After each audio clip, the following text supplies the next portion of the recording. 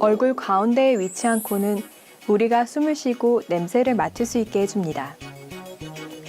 그런데 감기에 걸려 콧물이 나거나 비염이 심할 경우 맛까지 느끼지 못하는 경우가 있는데요.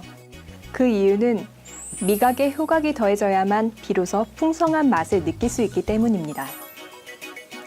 이처럼 코는 인생의 즐거움을 주는 맛과 함께 숨을 쉬게 하는 기쁨까지 누리게 하는 아주 고마운 장기입니다.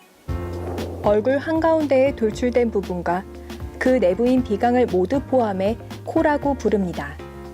비강은 코의 안쪽에서 구강 전까지를 일컫는데 특히 비강에 있는 섬모는 흡입한 공기의 불순물을 90% 넘게 제거해주며 공기의 온도와 습도를 알맞게 맞춰줘서 호흡하기에 좋은 공기 상태로 만들어줍니다.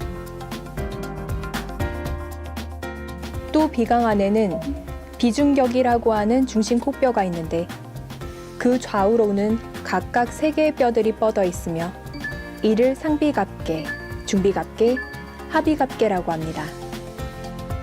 비강 주변은 부비동이라고 하는 얼굴 뼈 속에 비어있는 공간도 있는데요.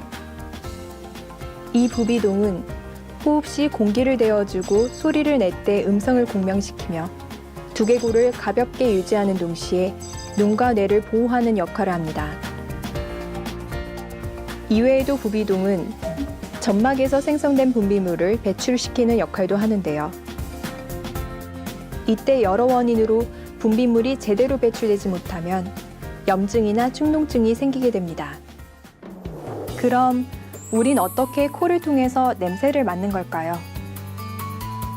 이 과정에 있어서 가장 큰 역할을 하는 기관이 바로 코 속의 천장 부분에 있는 후세포입니다.